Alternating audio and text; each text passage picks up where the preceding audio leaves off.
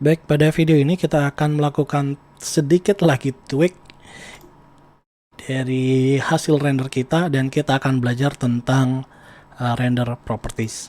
Baik, yang akan saya lakukan di sini saya akan perkecil dulu dari ukuran kaki.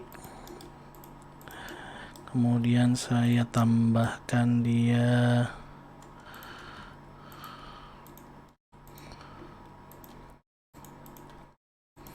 oke. Dan saya akan perkecil juga bagian ini. Nah, untuk memperkecil bagian bawah ini kita bisa mengandalkan proportional editing. Oke. Saya akan seleksi seperti ini. Kemudian kita scale sedikit.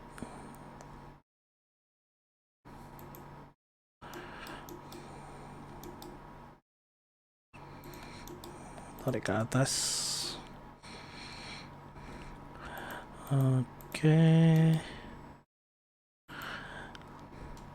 Dan pada warna kuning saya akan kurangi sedikit dari spekularnya dan roughness-nya.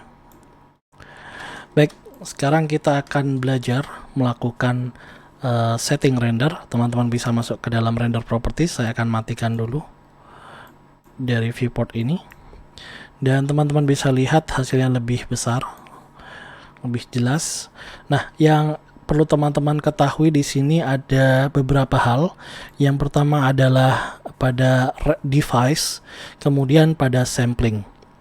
Device dan sampling. Nah, bagi teman-teman yang tidak menggunakan NVIDIA, teman-teman bisa menggunakan CPU.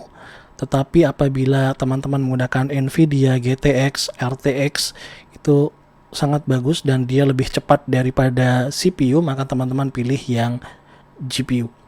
Nah, karena saya menggunakan RTX 3060, maka saya akan ganti dia menjadi GPU compute.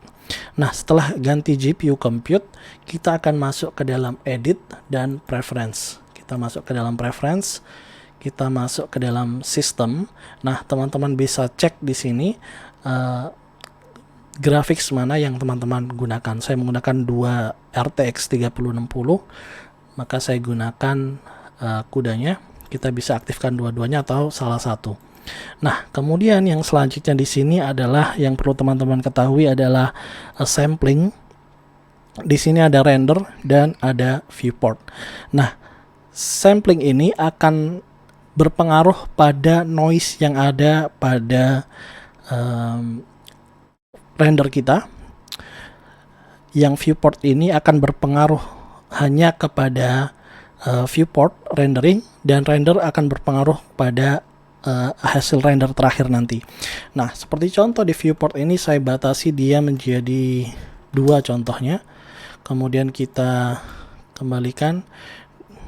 Nah, dia akan berhenti pada samples 2 dan teman-teman bisa lihat semakin cepat berhenti dan semakin banyak noise-nya. Tentu apabila kita rubah dia menjadi contohnya 512, maka semakin besar dia akan semakin bersih noise-nya dan tentu akan render time-nya akan semakin panjang.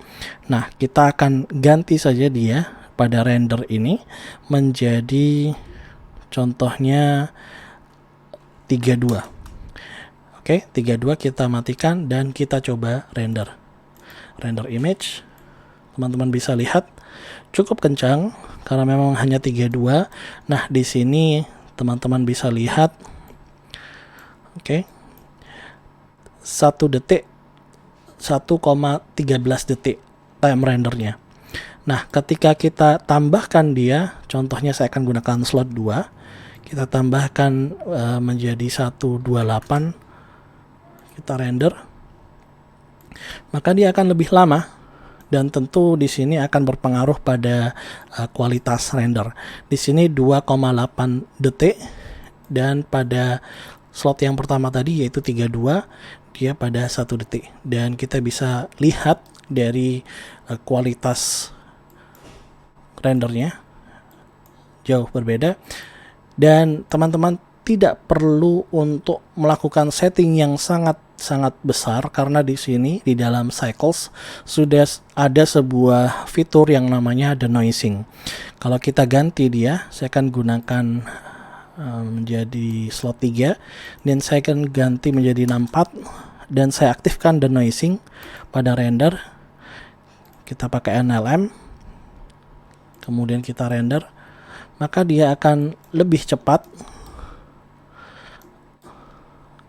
lebih lama, tetapi render time-nya itu lebih lama tetapi sedikit lebih bersih.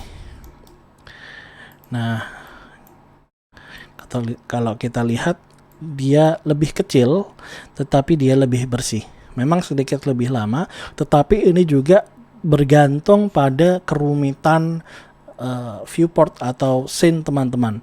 Jadi termasuk dari banyaknya objek, kemudian jenis materialnya, itu akan sangat berpengaruh juga pada kualitas render dan pada time render.